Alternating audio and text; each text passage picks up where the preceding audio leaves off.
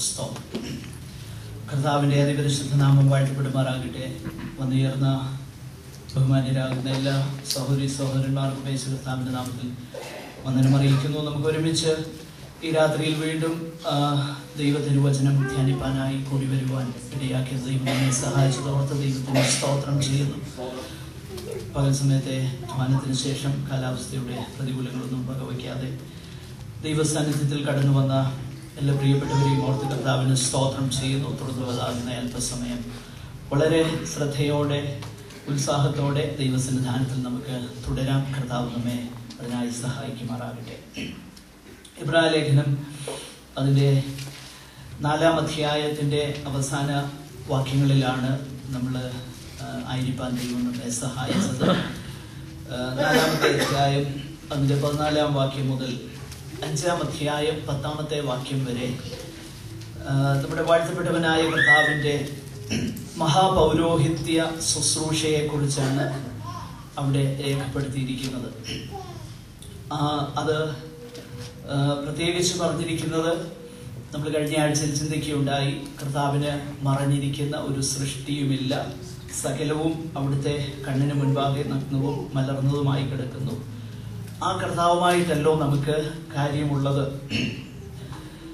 അങ്ങനെ ഹൃദയങ്ങളുടെ ചിന്തകളെയും ഭാവങ്ങളെയും വിചാരങ്ങളെയും ഒക്കെ വേർപിടിപ്പിക്കുവാൻ അല്ലെങ്കിൽ അതിനെ വിവേചിപ്പാൻ കഴിയുന്ന അഗ്നിജ്വാലയ്ക്കൊത്ത കണ്ണുള്ള വായിൽ ഇരുവായുത്തല വാളുള്ളതാകുന്ന അല്ലെങ്കിൽ അതിനോട് സദൃശ്യമാകുന്ന നിലയിൽ കർത്താവിനെ കുറിച്ച്, ദൈവവചനത്തെ കുറിച്ച്, ദൈവവചനമാകുന്ന ക്രിസ്തുവിനെ കുറിച്ച് ഒക്കെ പറഞ്ഞ ശേഷം മനുഷ്യന്റെ അവസ്ഥയെ കുറിച്ച് പറഞ്ഞിട്ട് ദൈവ സാന്നിധ്യത്തിലേക്ക് അങ്ങനെയെങ്കിൽ അവൻ എങ്ങനെ പ്രവേശനം സാധിക്കും എന്നുള്ള വിഷയമാണ് തുടർന്ന് പറയുന്നത്. അങ്ങനെ പറയുമ്പോൾ ആകയാൽ ദൈവപുത്രനാകുന്ന യേശു ആകാശത്തിൽ കൂടെ കടന്നുപോയ ശ്രേഷ്ഠ മഹാപുരോഹിതനായി നമുക്കുള്ളത് കൊണ്ട് നാം നമ്മുടെ സ്വീകാരം മുറുകെ പിടിച്ചുകൊള്ളുക.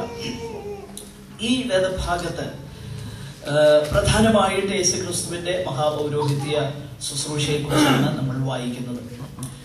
എബ്രായ ലേഖനത്തിന്റെ ഒരു പ്രധാനപ്പെട്ട സവിശേഷത തന്നെ യേശു കർത്താവിൽ നമ്മുടെ ശ്രദ്ധ, നമ്മുടെ ഫോക്കസ് പൂർണ്ണമായിട്ടും കേന്ദ്രീകരിക്കുന്ന ഒരു പുസ്തകമാണ് എബ്രായ ലേഖനം.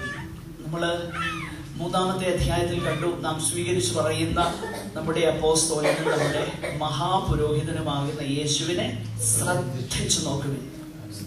12-ാം അധ്യായത്തിലേക്ക് വരുമ്പോൾ അതിന്റെ 2-ാം വാക്യത്തിൽ നമ്മൾ കാണുന്നു, വിശ്വാസത്തിന്റെ നായകനും പൂർത്തി വരുത്തുന്നവനുമാകുന്ന യേശുവിനെ നോക്കുവിൻ.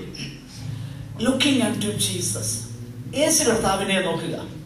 ക്രിസ്തീയ ജീവിതത്തിന്റെ ശ്രേഷ്ഠത എന്ന് പറയുന്നത്, ക്രിസ്തീയ ജീവിതം it is not another set of rules and regulations.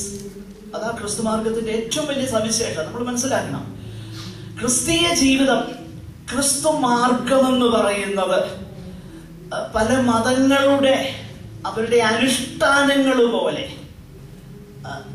കുറച്ചുകൂടെ കൊള്ളാവുന്ന another set of rules and regulations അല്ല ക്രിസ്തീയ ജീവിതം. അങ്ങനെ പറയുമ്പോൾ അതിനെ തിരിച്ചു ചിന്തിക്കരുത്.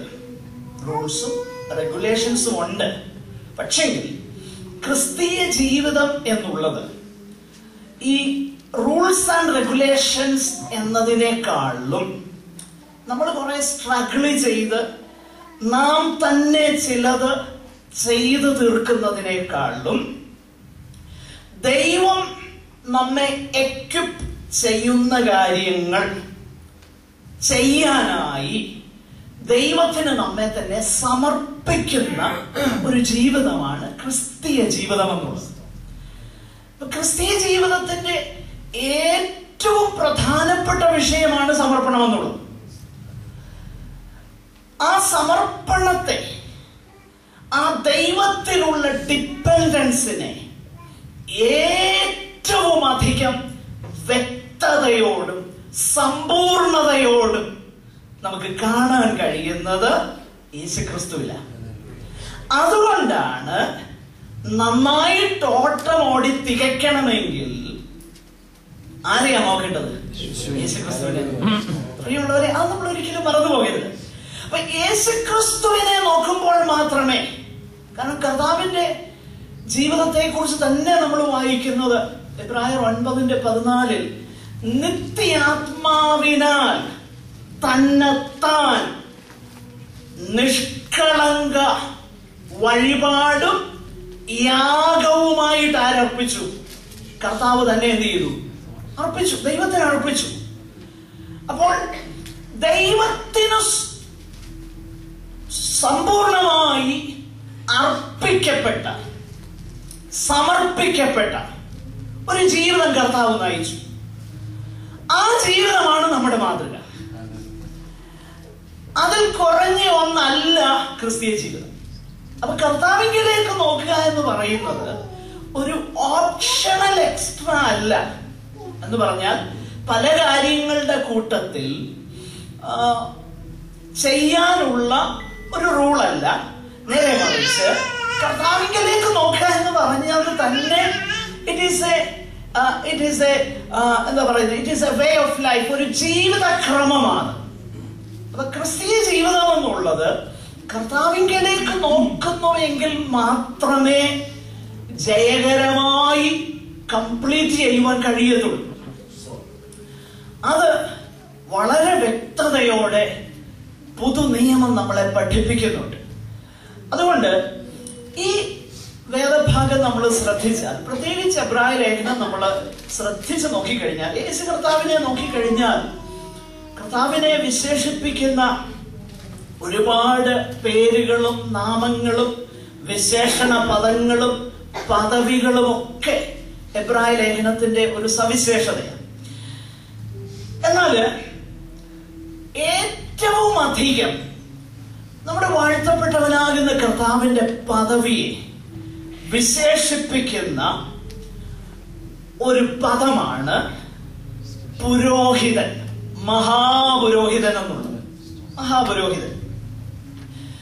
ഈ മഹാപുരോഹിതനും പുരോഹിതൻ എന്നുള്ളതാകുന്ന ആവർത്തിച്ചുള്ള പദപ്രയോഗം ഏകദേശം 13 പ്രാവശ്യം എബ്രായ ലേഖനത്തിൽ ആവർത്തിച്ചു പറഞ്ഞിട്ടുണ്ട്. ഇത് ബൈബിൾ ക്ലാസ് ആയതുകൊണ്ട് നിങ്ങളുടെ റെഫറൻസിന് വേണ്ടി ഞാൻ ആ റെഫറൻസുകൾ ഒന്ന് തന്നാൽ കുറിച്ചെടുക്കുന്നവർക്ക് അത് പ്രയോജനപ്പെടുമല്ലോ. പെട്ടെന്ന് കുറിച്ചെടുക്കാൻ കഴിയുമെങ്കിൽ ഞാൻ അത് പറയാം. മഹാപുരോഹിതൻ എന്ന് പറഞ്ഞിരിക്കുന്ന വേദഭാഗങ്ങൾ 2:17, 3:1, 4:14, 15, 2:17, 3:1, 4:14, 15, 5-ാം അധ്യായം 5-ാം വാക്യം, 10-ാം വാക്യം, 6:20, 7:26, 8:1, 9:11. ഒന്നുകൂടെ പറയാം. 2:17, 3:1, 4:14, 15, 5-ാം അധ്യായം 5-ാം വാക്യം, 10-ാം വാക്യം, 6:20, 7:26, 8:1, 9:11. ഈ വേദഭാഗങ്ങളൊക്കെ നോക്കിക്കഴിഞ്ഞാൽ യേശു കർത്താവിനെ മഹാപുരോഹിതൻ എന്ന് വിശേഷിപ്പിച്ചിട്ടുണ്ട്. ഇംഗ്ലീഷ് വേദപുസ്തകത്തിൽ പ്രീസ്റ്റ് എന്ന് മാത്രം പറഞ്ഞേക്കുന്ന വേദഭാഗങ്ങൾ, മലയാളം വേദപുസ്തകത്തിൽ ഒരു ഭാഗത്ത് അങ്ങനെയല്ല പറഞ്ഞേക്കുന്ന, മഹാപുരോഹിതൻ തന്നെയാണെങ്കിലും ഈ വേദഭാഗം കൂടെ ഒന്ന് നോട്ട് ചെയ്യുക. 5:6, 7:21, 10:21. 5:6, 7:21, 10:21. ഈ വേദഭാഗമൊക്കെ നമ്മൾ വായിച്ചു നോക്കിക്കഴിഞ്ഞാല് കർത്താവായ യേശു ക്രിസ്തുവിനെ പുരോഹിതനെന്നോ മഹാപുരോഹിതനെന്നോ വിശേഷിപ്പിച്ചിരിക്കുന്നതാകുന്ന വേദഭാഗങ്ങളാണ്. അപ്പോൾ ഏറ്റവും അധികം പ്രാവശ്യം കർത്താവിനെ മഹാപുരോഹിതൻ എന്ന് എബ്രായ ലേഖനത്തില്, മറ്റ് വേറെ പുതിയ നിയമത്തിലെ പുസ്തകങ്ങളിലൊന്നും ഇത്രയും അധികം ആവർത്തനം നമ്മൾ കാണുന്നില്ല. വളരെ ചുരുക്കമായിട്ടേ കാണുന്നുള്ളൂ. എന്നാൽ എബ്രായ ലേഖനത്തിലാണ് ഇത്രയും അധികം കാര്യങ്ങൾ നമുക്ക് കാണാൻ കഴിയുന്നത്. അതിനിടയ്ക്ക് ഒന്ന് പറഞ്ഞുകൊള്ളട്ടെ, എബ്രായ ലേഖനത്തിൽ തന്നെയാണ് പഴയ നിയമവും പുതിയ നിയമവും, അല്ലെങ്കിൽ പഴയ ഉടമ്പടിയും പുതിയ ഉടമ്പടിയും തമ്മിൽ കോൺട്രാസ്റ്റ് ചെയ്തേക്കുന്നത് ഏറ്റവും